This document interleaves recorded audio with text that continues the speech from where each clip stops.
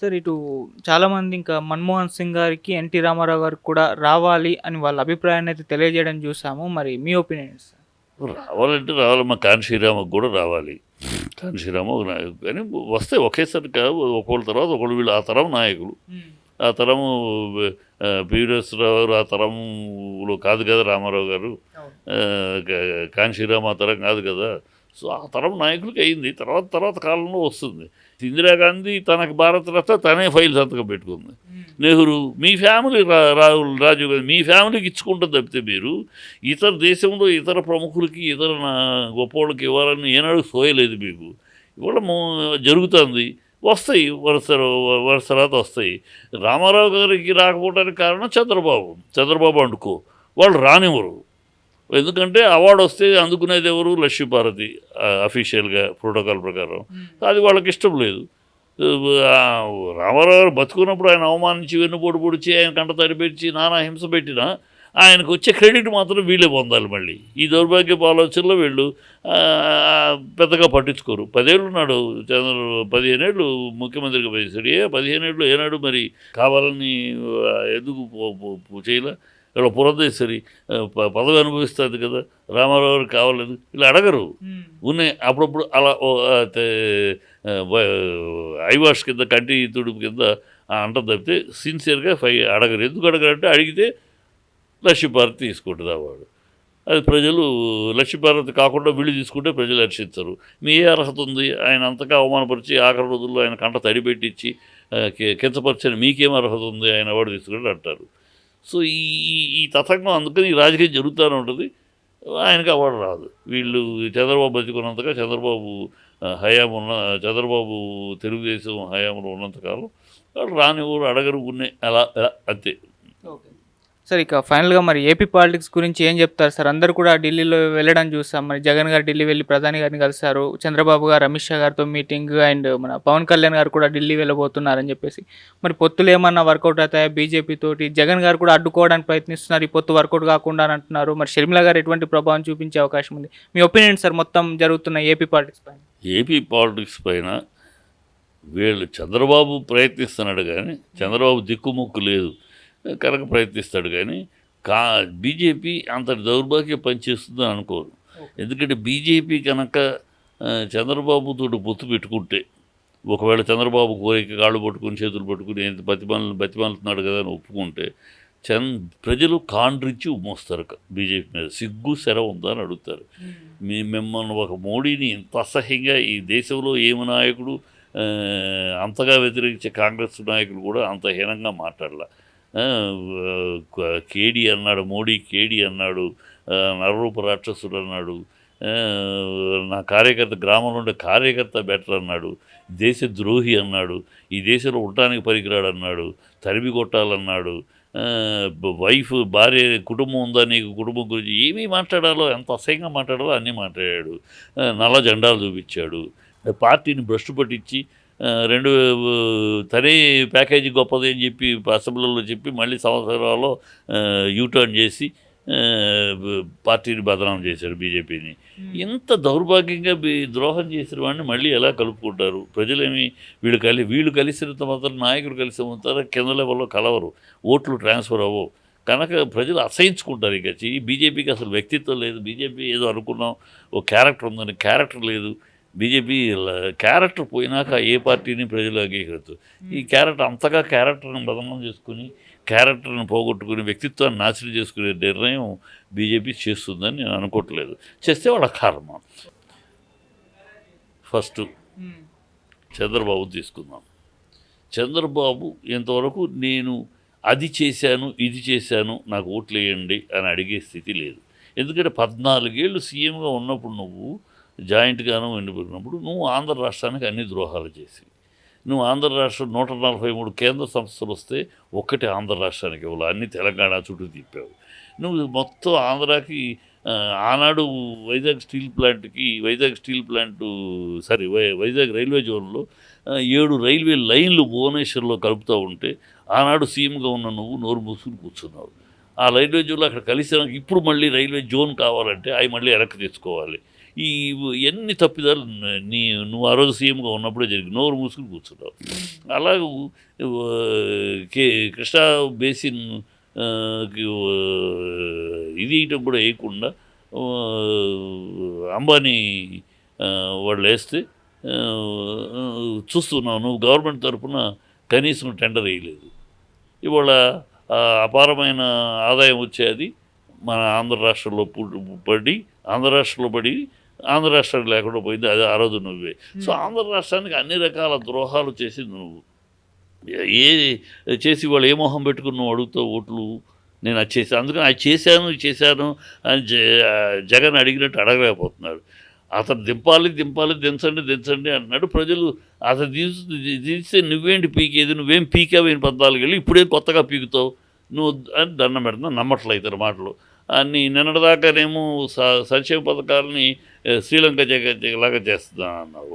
మళ్ళీ నువ్వే ఆ సంక్షేమ పథకాలు ఇంకా యాడ్ చేసి నువ్వు ఇస్తాను అంటే నువ్వే వియన్నాను చేద్దాం అనుకుంటున్నావు. నువ్వు దేంట్లో పొంతన లేదా? నువ్వు ఏదో రకంగా ఆ పదవిలోకి రావాలని తపన తప్పితే ఒక నిర్దిష్టమైన విధానము, ఒక నిర్దిష్టమైన పద్ధతి ఏమీ లేదు. సో అతను చూసి ఓట్లు వేయలేరు, అతని మాటలు నమ్మే పరిస్థితి లేదు. సరే కొడుకున్నాడంటే కొడుకు అసలు శంకరారావము శంకారావం అంటే కూడా చేతగాని పద్ధతిలో ఉన్నాడు. అదేమిటి రెడ్ బుక్ అంటాడు, కడ్రాయర్తో పరిగెత్తిస్తానంటాడు. వీటిగా నీకు ఓట్లు వేయాలి. నేను వస్తే ఏం చేస్తాము అని నేను వస్తే వాడిని ఒక కడ్రాయర్తో పరిగెత్తిస్తాను, వీడిని గుంజలు తీస్తాను. ఎందుకు ప్రజలు వేయరు ఓట్లు? నువ్వు వస్తే ఏం చేస్తావో చేయగలరు. అది చెప్పే దమ్ము, ధైర్యం, జ్ఞానము వాడికి లేదు. సో వీళ్ళు నెక్స్ట్ పవన్ కళ్యాణ్ ఏంటయ్యా? నిన్నటిదాకా చంద్రబాబుని లోకేష్ని తిట్టుకుంటా పోతే ఎందుకు తిట్టావు? అప్పుడు అందరూ మరి తల్లిని ఇంతగా అవమానిస్తే తిట్టరా అని అన్నాం. మరి అంటాడు కూడా, మరి తల్లిని అవమానించి అసహ్యంగా మాట్లాడినప్పుడు తిట్టరా ఏంటి, కోపం అర్థం ఉందో అన్నాం. వాళ్ళ తల్లిని, నీ కుటుంబాన్ని అవహేళన చేసి అసహ్యంగా జిగుత్సాకరంగా మాట్లాడిన వాళ్ళు చంద్రబాబు మీటింగుల్లో వాళ్ళని అంతు చూస్తాను, తరిమి కొడతాను, తెలుగుదేశం అంతమయ్యేదాకా నిద్రపోని ఆగిన వాడివి నువ్వు ఏ మొహం పెట్టుకుని ఇవాళ అతనితో చేతులు కలిపి చంద్రబాబు దేవుడు, చంద్రబాబు సమర్థుడు అంటావయ్యి? అంటే నీకు రాజకీయాలు అంత దిగజారిపోయినాయి.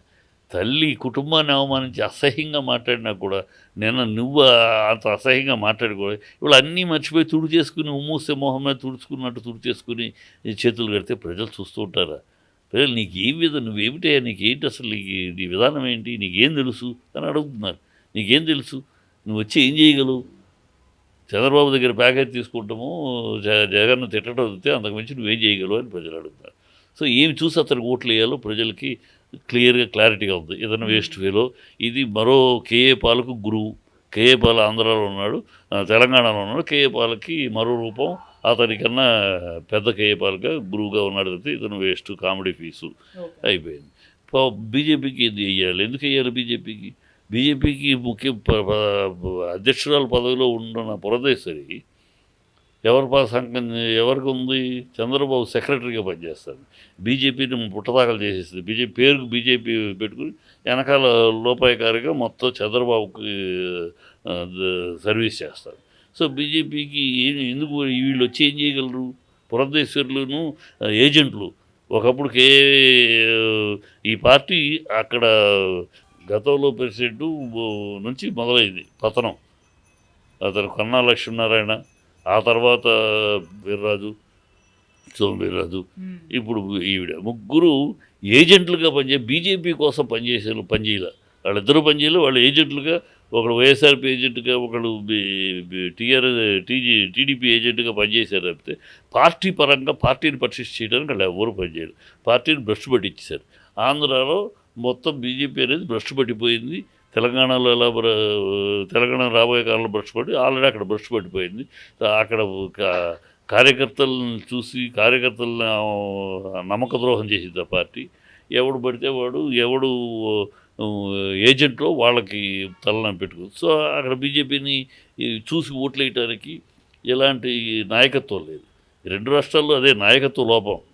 సెంట్రల్లో బీజేపీకి ఉంది, కానీ స్టేట్స్లో, తెలుగు రాష్ట్రాల్లో నాయకత్వాలు భ్రష్టు పట్టిపోయిన బీజేపీ నాయకత్వాలు కనుక వాళ్ళకి ఓట్లు వేసేవారు. సో ఈవిడున్న మహానుభావురాలు షర్మిల ఏం మాట్లాడుతుందో ఎందుకు మాట్లాడుతుందో అర్థం కాదు. నువ్వు మీ నాన్నని తెలంగాణలో పార్టీ పెడితివి, నేను ఆడదాన్ని కాదు ఏడదాన్ని అంటివి, ఏడదాన్ని అని అక్కడ పుట్టిన ఇక్కడ ఏడదాన్ని నేను తెలంగాణ దాన్ని కోడల్ని, నా ప్రాణంలో బొందులో ప్రాణం ఉన్నంత వరకు తెలంగాణ వదిలిపెట్టను, తెలంగాణ పోరాడతానంటివి, కాంగ్రెస్ తిడితివి, అడ్డగోలుగా తిడితివి, మా నాన్నని ఎఫ్ఐఆర్లో చేర్చిన భ్రష్టు పార్టీ అంటివి, అన్నీ అనేసి ఇవాళ ఏ మొహం పెట్టుకుని కాంగ్రెస్లో చేరావు అంటే అక్కడ చీ కొడితే ఇక్కడ కావచ్చు, అక్కడ ఒక పార్టీ పెడితివి, ఆ పార్టీ ముందుగానే ముందు ప్రజలు చీచీ పొమ్మన్నారు, నువ్వు అనవసరమ్మా, వైఎస్ఆర్ కూతురు అయినంత మాత్రం నువ్వు అర్హురాలు ఏం కాదు రాజకీయాలు వైఎస్ఆర్తో కూడా ఉన్నవాడు చాలామంది ఉన్నారు, సూర్యుడు కూడా ఆయనతో పాటు ఉన్నాడు, ఆయన నీకన్నా ఎక్కువ కాలం ఆయనతో గడిపాడు కనుక అలా అందరికీ అంటానికి కాదమ్మా, నువ్వు అక్కడ కట్టుకున్నావు, పొట్లా కట్టేసి పంపించేశారు, అప్పుడు నువ్వు ఇక్కడ ఊరినే వచ్చి నీ గొడవ ఉంటే నీ అన్నయ్యతో కోర్టులో తెలుసుకో, కుటుంబంలో తెలుసుకో, నీకు సాక్షిలో వాటా ఉందంటే కోర్టులో తెలుసుకో, మాకేం సమస్య, మాకేం సమస్య, నువ్వు మీ అన్నకు గొడవ, నీ అన్న కోసం పాదయాత్ర చేసావంటే అన్నయ్య న్యాయం కోసం పోరాడాడు, కాంగ్రెస్ చేసే ద్రోహానికి అన్యాయం పోరాడాడు, ఆ రోజు నువ్వు అన్నయ్య కోసం నీలాగా చాలామంది పోరాడారు, అందుకని నీకు పదవులు ఇచ్చేస్తారా, ఎవరు కదా, ప్రజలు జగన్ పోరాటాన్ని గౌరవించారు, విలువ ఇచ్చారు, నువ్వు అంతే, అంతకుమించి ఎన్నికలు అవగానే నీకు పదవులు ఇచ్చేయాలి, మీ ఆయన ఏదో ఒక 6 ఫైల్స్ తీసుకొచ్చి సంతకాలు పెట్టమంటే పెట్టేయాలి, అవి పెట్టలేదు కనుక నీకు కోపం వచ్చింది, అందుకు నేను గెలిపించాలి, నీకు ఓట్లు వేయాలంటే వేయరు, ఆవిడ కేవలం నోటా ఓట్లతోటి పోటీ పడద్దు అంతే, ఓ మొగరాయిలాగా మాట్లాడటం తప్పితే నువ్వు వైఎస్ ఇంటి పేరు ఎలా పెట్టుకుంటావు, రెడ్డి అని ఎలా పెట్టుకుంటావు, అనిల్ శాస్త్రి, నీ అనిల్ ఇంటి పేరు రావాలి నీకు పెళ్ళైనాక ఆ ఇంటి కోడలుగా, ఇన్నాళ్ళలోనేమో ఆ ఇంటి కోడల్ని తెలంగాణ అన్నప్పుడు ఆ కోడల ఆచార ప్రకారం నీ ఇంటి పేరు మీ ఆయనది రావాలా, ఏదో అమ్మాయికి ఎలాగోలా ఏదో చేసేసి రేపు ఏదైనా కుదిరితే ఒక ఎంపీ సీటు వెళ్ళి ఢిల్లీలో కూర్చోవాలి అనే తాపత్రయం అయితే ఏమీ లేదు, ఏనాటికి ఎలాగైనా కుదిరితే అని ఒక ట్రయల్ అంతే, అక్కడ పోయింది ఇక్కడ ఒక ట్రయల్ చేస్తుంది, అది ఒక వేస్ట్ మెటీరియల్. ఓవరాల్గా జగన్మోహన్ రెడ్డి గారు మరోసారి గెలవబోతున్నారు ఖచ్చితంగా జగన్మోహన్, ఎందుకంటే వీళ్ళ ఫెయిల్యూర్, జగన్ యొక్క గొప్పతనం కారణం ఇక్కడ వీళ్ళందరూ ఫెయిల్యూర్, మన దేశంలోనే ఎంత అనైతికమైన, ఇంత అసహ్యమైన, ఇంత జిగుత్సాకరమైన ఒక దశ లేని అపోజిషన్ ఎక్కడన్నా ఉందంటే మన రాష్ట్రంలో ఉంది, భారతదేశం అంతా ఈ గాలితరంగా ఉంది తప్పితే ఎవరు ఎప్పుడు ఏం మాట్లాడతాడో, ఎవరెప్పుడు బుధాలు తట్టుకుంటాడో, ఎవరెప్పుడు బుధాలు గెలుకుంటారో తెలియని పరిస్థితిలో ఉంది తప్పితే opposition is totally trash in our state.